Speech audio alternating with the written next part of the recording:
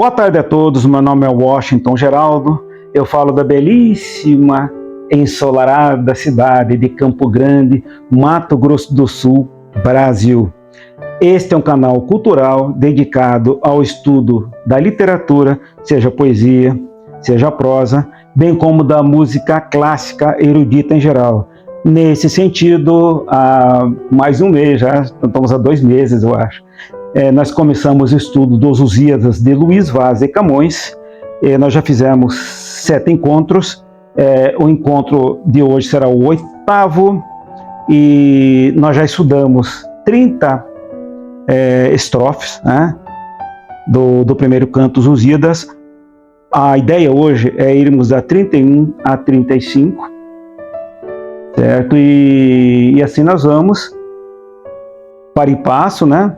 Aos poucos, a gente vai chegando até terminar o primeiro canto.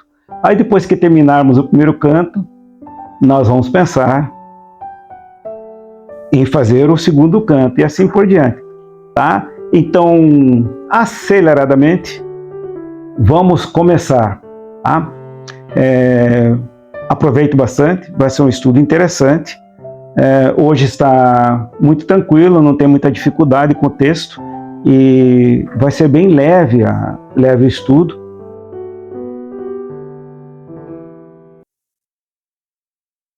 Começando então, estrofe 31, canto 1, de Os Lusíadas de Luiz Vaz de Camões.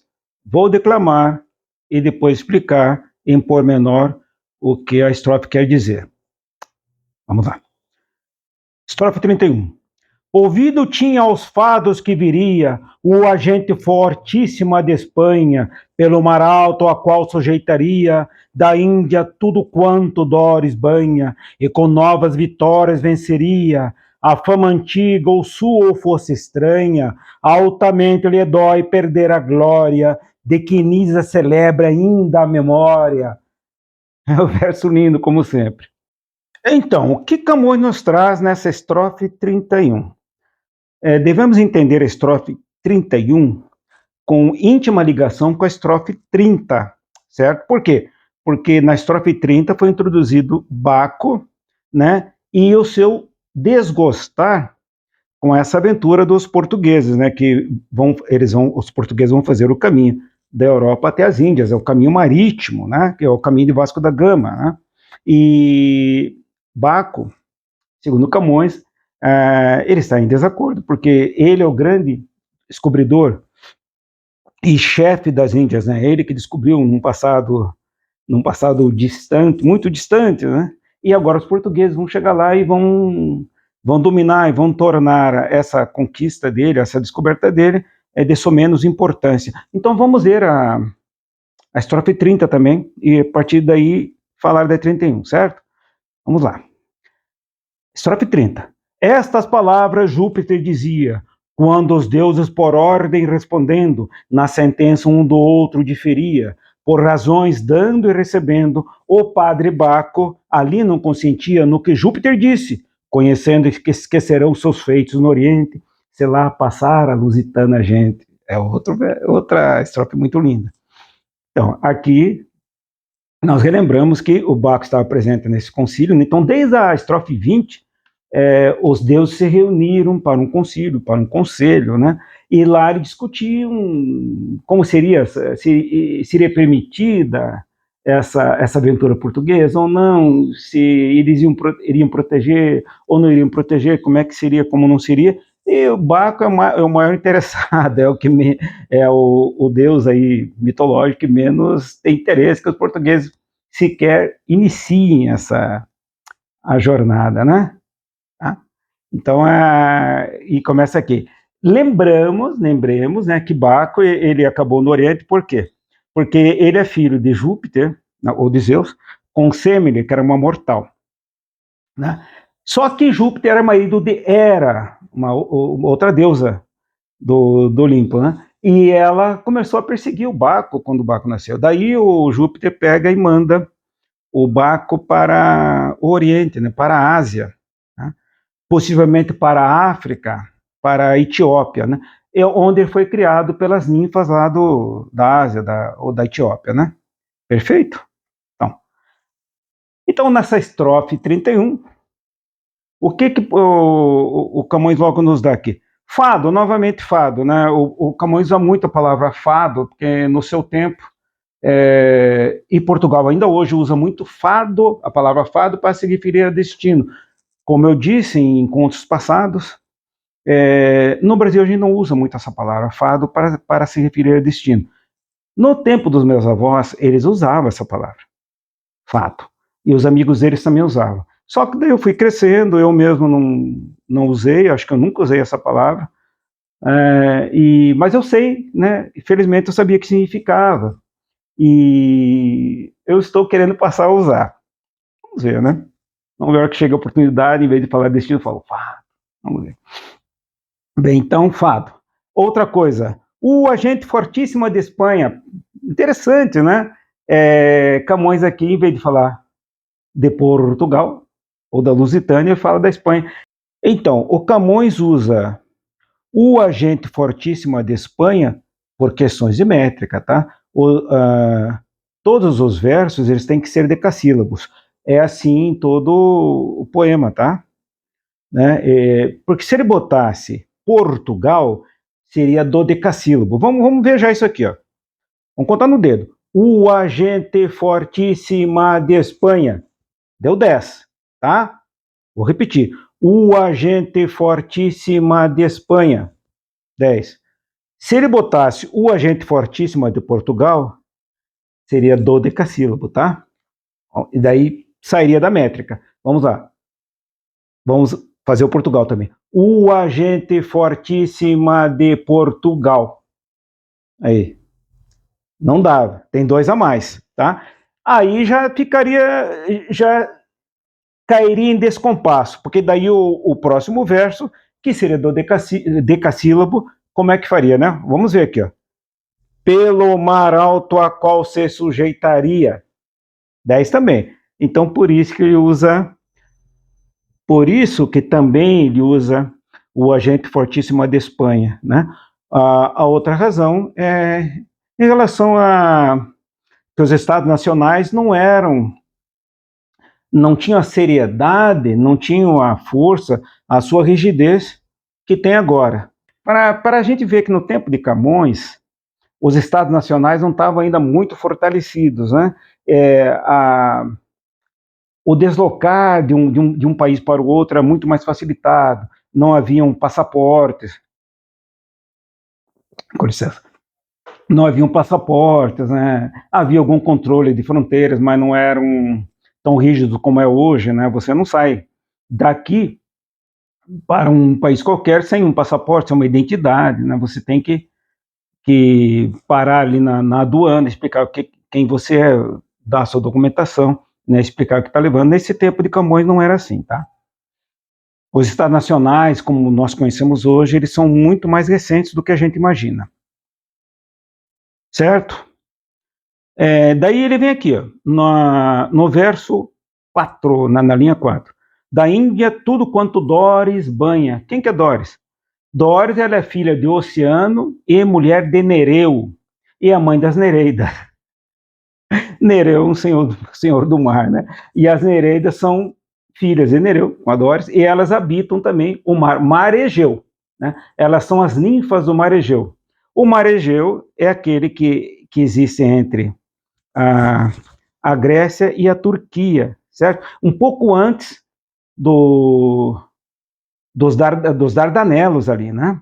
Dos Dardanelos, certo? Que é um estreito, né? Que dá acesso ao mar de Mármara, né? E lá em cima, como já dissemos uns 2 encontros, tem outro estreito que vai dar acesso ao mar de Mármara, ao Mar Negro, que é o Bósforo.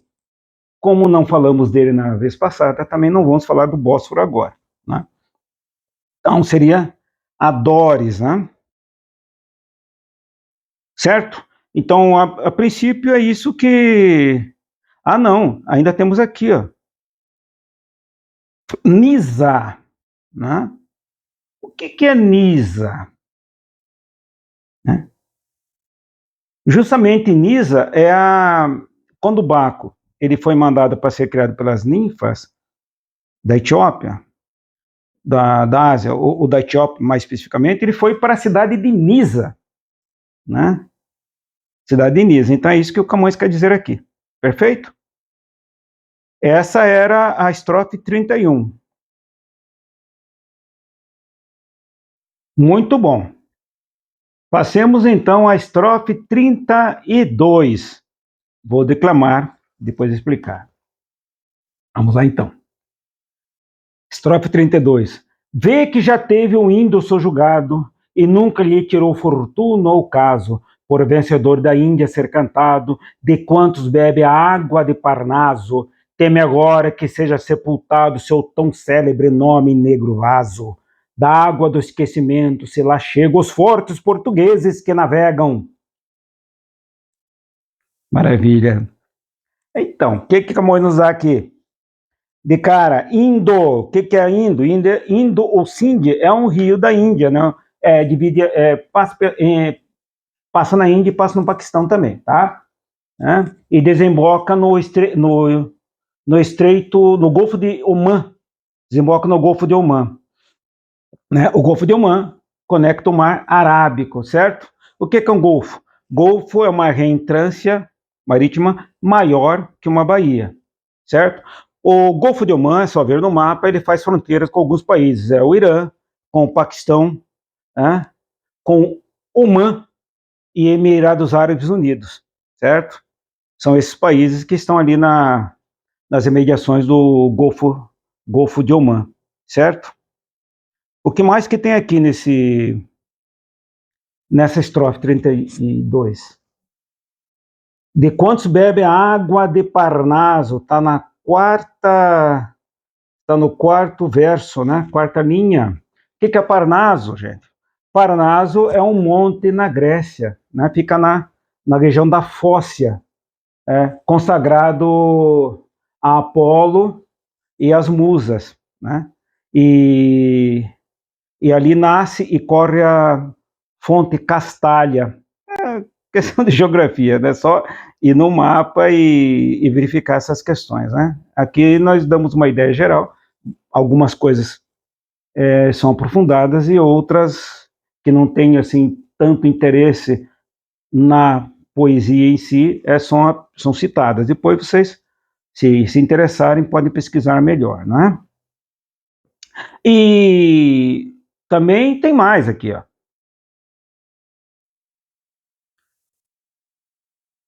Da água do esquecimento. O que seria essa água do esquecimento? É a água do rio Lete. O rio Lete é o rio dos infernos, infernos do ponto de vista mitológico grego, tá?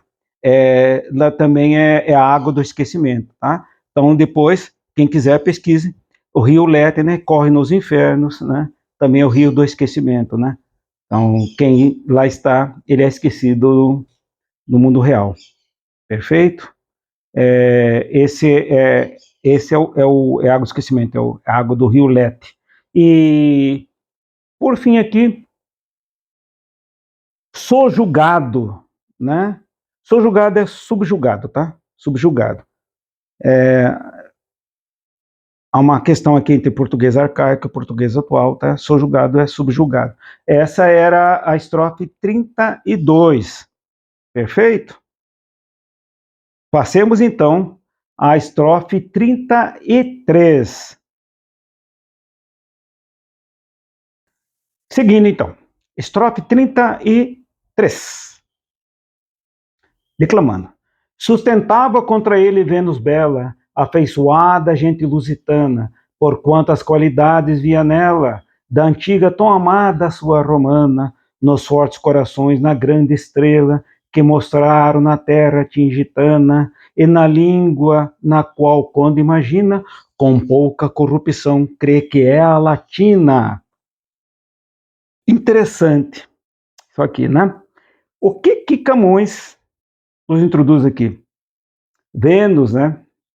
A Vênus, na mitologia romana, é a mesma Afrodite na mitologia grega. E quem que é a deusa Vênus, Afrodite? É a deusa do amor e da beleza. ela é mulher de Vulcano, que nós vimos no encontro passado, acredito. Vulcano ou Hefestos é o ferreiro dos deuses, é aquele que faz as armas dos deuses, faz as armaduras dos deuses, faz os raios de Júpiter, né? Tá? Os raios de Júpiter. Então é o ferreiro dos deuses. Só que ela também foi mulher de Anquises, e dessa união nasceu o Enéas. Enéas é aquele, né, que no fim da guerra de Troia, quando Troia é vencida, né, ela é invadida, um pequeno grupo de troianos consegue fugir da cidade e vão para Creta, lá comandados por Enéas, né, seu filho, vão para Creta, lá não consegue se estabelecer. Dali o Enéas decide, né, depois de consultar o oráculo, ele decide ir para o Lácio, né, onde vai se originar mais tarde Roma, certo? Então Enéas e sua gente são os construtores, os iniciadores de Roma, né, antes da sua fundação. Perfeito? Então isso aqui é a questão da Vênus. E a Vênus aqui, ela se põe como defensora dos portugueses, né? E Camões, ele diz por que isso, né? Porque ela ama a gente romana, que já não existe mais, né? Roma aqui já tinha, o Império Romano tinha caído, ele cai em 476 pelas mãos de Odoacro, o Bárbaro, certo? Então, nos portugueses, ela ainda vê que é a mesma gente romana, né? Inclusive a língua, apesar de rude, né? Apesar de meio cruel de ser ouvida, né? Ainda se vê traço da língua latina, antigo latim, né? Inclusive tem um vídeo no canal de Olavo Bilac, Língua Portuguesa, né? Última flor do laço, inculta e bela. Nos momentos finais do soneto, né? Ele fala, né? Ó rude e doloroso idioma, certo?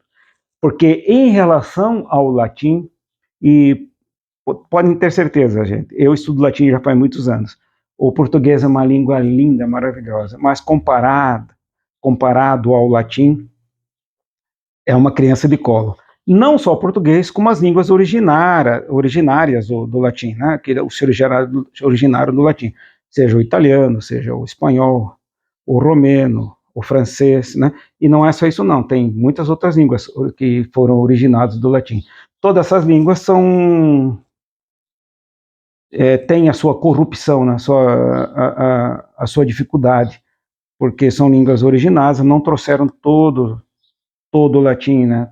O latim continua a ser uma língua, para mim, perfeita, certo? Então, Vênus aqui, isso foi uma divagação, mas Vênus aqui é a protetora dos portugueses, tá? Bem, entendida a Vênus como protetora dos portugueses, aqui na estrofe tem 33 ainda, lá no sexto verso, né, na sexta linha, ele fala, né, que mostraram na terra tingitana. O que é terra tingitana? Bem, esse espaço geográfico fica na Mauritânia, ou hoje Marrocos, né? Na verdade, é a cidade de Tanger, né? Ali situa-se uma cidade chamada Tindi ou Tanger. Eu acho que para nós brasileiros é mais conhecido como Tanger, né? Tingitana aqui se refere à cidade de Tanger. Perfeito, isso aqui fica no norte de Marrocos. E essa era a nossa estrofe 33. Tá indo rápido hoje, hein? Estrofe 34. Vou declamar e depois explicar. Estas causas moviam Citereia, e mais porque das parcas claro entende que há de ser celebrada a claradeia, onde a gente belígera se estende, assim que um pela infâmia que a receia, e outro pelas honras que pretende, debatem e na perfia permanecem, a qualquer seus amigos favorecem. É interessante essa estrofe 34, e tem bastante coisa para vermos aqui, né? De cara, Citereia. Quem que é Citereia? Citereia é um dos outros nomes de Vênus ou Afrodite que vimos aí na estrofe 33, né? É que na cidade de Cítera, na Grécia, há um templo, né? Um santuário, né?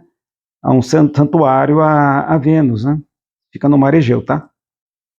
E o Mar Egeu, o que é o Mar Egeu? Nós já falamos, né? Divide a Grécia da Turquia, né? A Europa da Ásia, e tem uma ligação com o Mar de Marmara, né? Tem os Dardanelos, já falamos disso. Mas ele também fala das Parcas, ó, no verso número 2 da estrofe 34. E mais porque das Parcas, claro, entende que há de ser celebrada a Claradeia. O que são as Parcas? Parcas eram divindades do destino, tá? Na mitologia grega. Tá? E mais embaixo aqui, perfia é porfia. Então, nós vemos aqui a porfia, porfia sendo usada como discussão, mas no encontro passado, ou retrasado, nós vimos a mesma palavra, né, perfia, ou porfia, sendo usada como intrepidez, né, como persistência, insistência. É interessante que com Camões a gente faz uma navegação, verdadeira navegação pelo português, né? É interessante notar por que é importante estudar Camões, porque, em verdade, ele cria a língua portuguesa no sentido culto da norma, né? Até então, tinha um latim vulgar, era o galaico português, né? E acreditava-se que não havia possibilidade de se fazer literatura num, num, numa língua, né, tão inicial, tão pobre como seria o português e os outros vulgares, né? O vulgar que deu origem ao francês, que deu origem ao espanhol, né? Que deu origem ao romeno, mas Camões ele prova que dá para fazer. Só que o que ele faz? Realmente, o português inicial não tinha condições. Ele pega palavras latinas, ele traz para os Lusíadas, aportuguesando-as, e assim ele aumenta o vocabulário da língua portuguesa, né? Aumenta as suas estruturas. Então, Camões, na verdade, ele inaugura o português. O português que nós falamos hoje, tanto em Portugal, quanto no Brasil, quanto nos países africanos, países asiáticos, né? Que tem a fala portuguesa corrente, oficial ou não, deve-se a Camões, tá? Por isso é que é importante esse estudo de Camões, é importante, eu julgo importante eu fazer esse estudo, toda semana, a cada 15 dias vir aqui falar de Camões, porque é daqui que nasce a nossa bela língua, a língua portuguesa, como o Olavo Bilac fala, última flor do lácio, né? E por que o português ele é tão... Por isso também, por causa desse trabalho de Camões, é que o português ele é tão rico.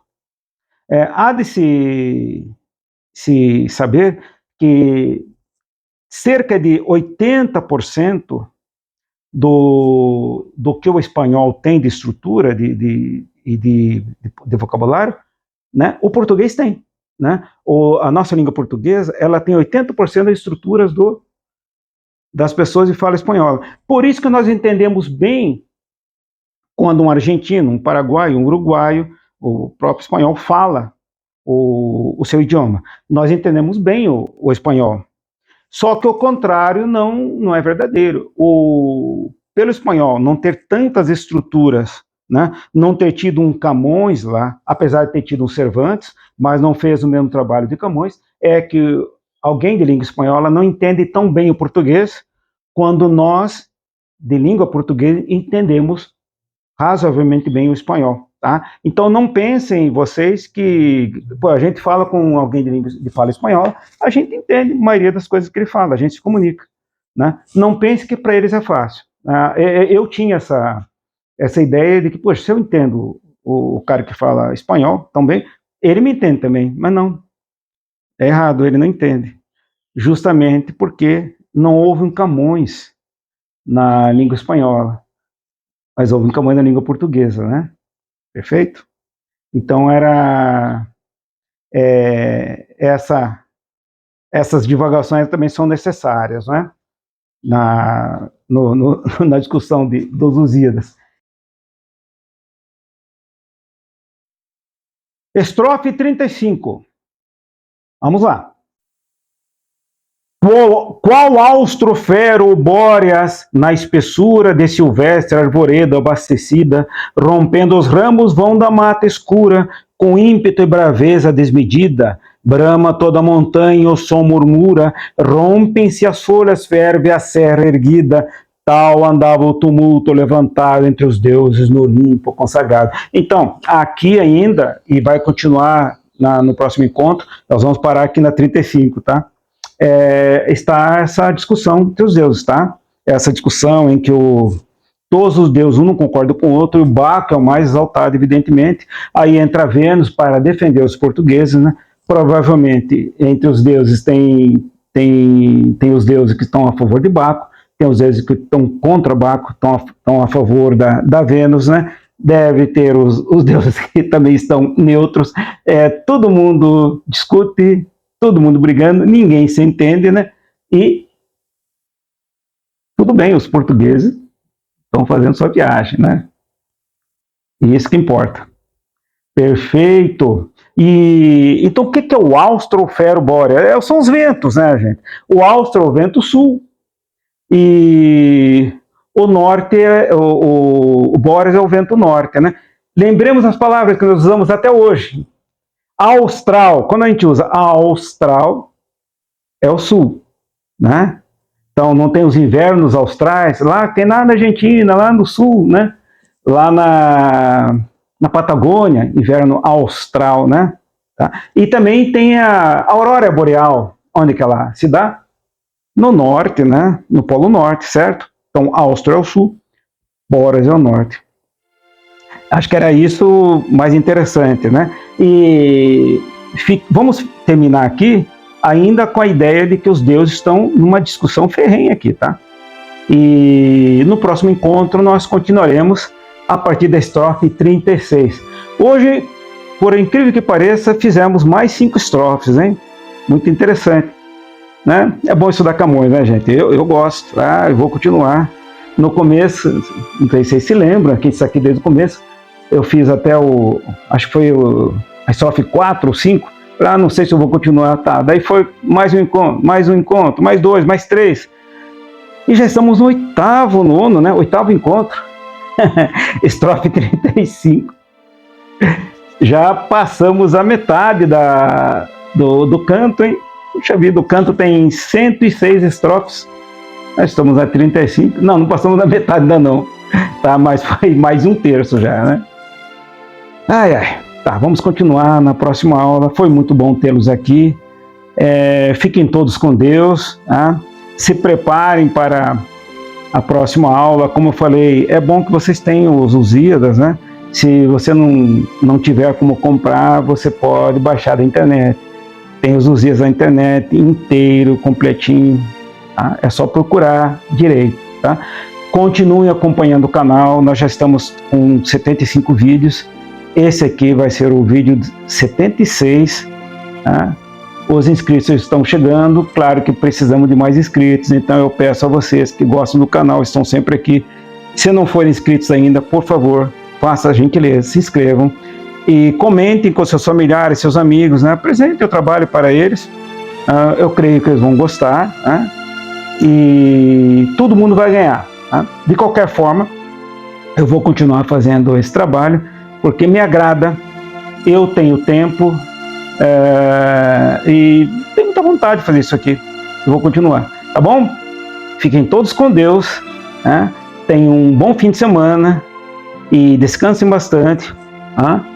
E no próximo encontro estaremos aqui. Perfeito? Muito obrigado pela atenção de quem acompanhou até aqui, quem vai ver agora, quem vai ver depois, né? Repito, não entendeu uma coisa, veja de novo, né? É só coisa boa, tá, gente? Muito obrigado, tá? Até mais.